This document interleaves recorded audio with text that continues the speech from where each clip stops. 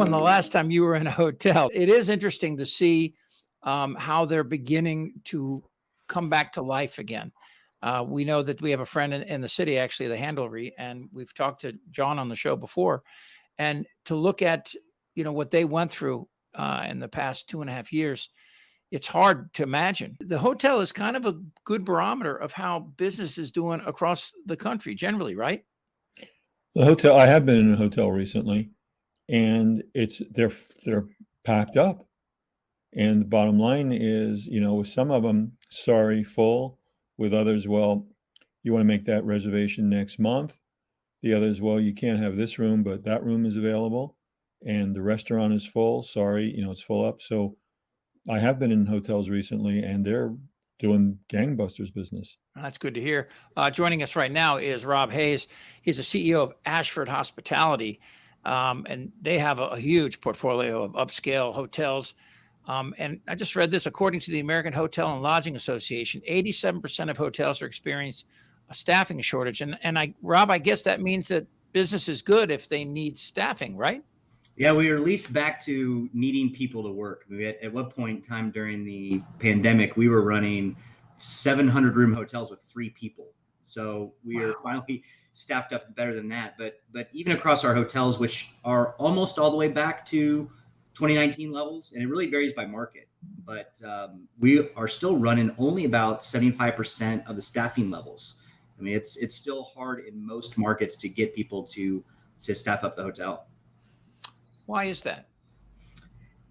It's hard to tell. I mean, I think there's a variety of reasons, and some of it is just, I think, what happened during COVID and people being able to look at new alternatives for their work life. I mean, you're talking about with your, on a guest previously before, you were talking about how people are looking at virtual life and virtual work. And I think there's a lot of people now that we're no longer competing against just other restaurants or other hospitality type businesses. We're actually competing against Amazon. We're actually competing against the gig economy for people to work. And it's hard because I think the pitch we need to make in our hotel business and make it better is come work for us because you can work your way up. You're part of a team. We'll train you. We'll give you skills, because our company is filled with people that started at a hotel, working at the front desk, working in the kitchen, and you can work your way up. But I think a lot of people, either one, because they didn't want to, just kind of have hourly work, and they wanted to take a little bit more, control of their life. And it was easier for them to be an Uber driver part of the day and other gig economy type work on other parts of the day. So I think it's incumbent upon us in the hotel business to remake a pitch to people on why it's a great place to work. Steve, you know this better than most in macroeconomics, is that, it's good if I can work from home, but if I don't go out and I don't have lunch at the place I normally have lunch, I'm not buying as much gasoline. So that, of course, will affect local governments as well, and the taxes on the places I don't go. If I don't go out to eat as much, if I don't, shop as much because I'm buying Amazon. If you start going down that list, I guess on a micro thing, you can kind of control it. But how does that play out nationally and across So the world? It's not so much people aren't doing something; it's they're shifting it. For example, the people have not stopped consuming food, but instead of going to the restaurant, maybe they're going to the supermarket a lot more. So there's been a shift from the restaurant. Now, unfortunately, that's bad for the restaurant, because I see it too from downtown in San Francisco. It's, typically an awful lot of people would buy breakfast and lunch from some little place to be very busy at certain hours. And that little place is all boarded up now. But somebody got the food business, so the supermarket got more business. So then the supermarket has to hire more people if they can.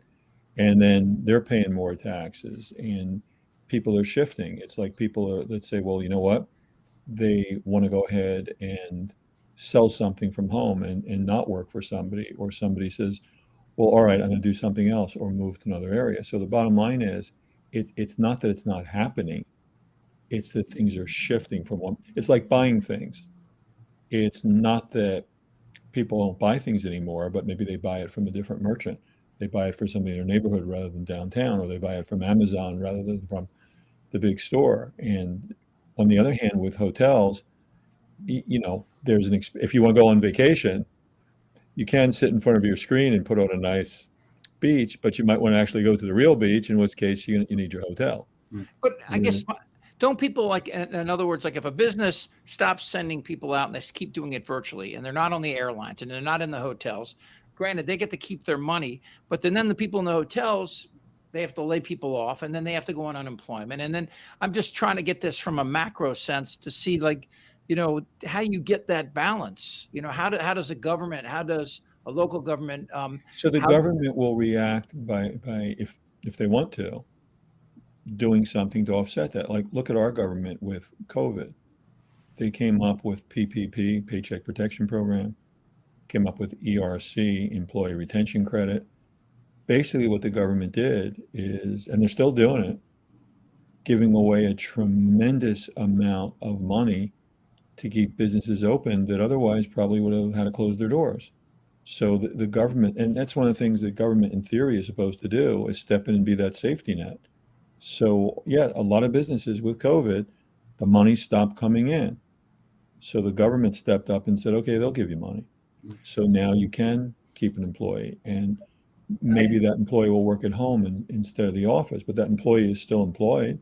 He or she is still paying taxes. He or she is still buying gasoline and groceries and everything else. And then the market shifts. So you say, well, all right, let's say people don't go out as much. Well, now they spend more time at home, so they redecorate the home. So they spend more money in the furniture store. So the money shifted from the downtown restaurant to the furniture store. So the speaking of, money shifted to getting a nice TV instead of having an old one. The money shifted from, a little video to a big one, a fancier this or fancier that.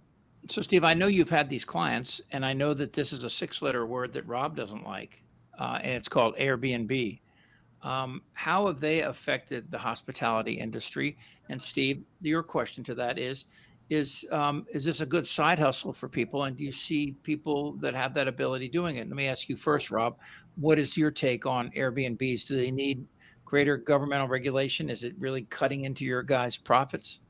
Sure. It's really changed. I think 5, 6, 7 years ago, I think our view in the industry was really seeing it as a threat, but it was also because you had people in a very unregulated sense just buying up apartments or buying up condos and running basically faux hotels on a very small basis. And I think what we've seen is, and particularly like markets like San Francisco, where you are, Steve, is you've seen the city of San Francisco come in, like a lot of other municipalities like New York and others, saying, look, you can use something like Airbnb, but it's got to be for your primary residence. It can only be a certain amount of time of the year. You can't own more than one of them. You can't be from out of state and own them.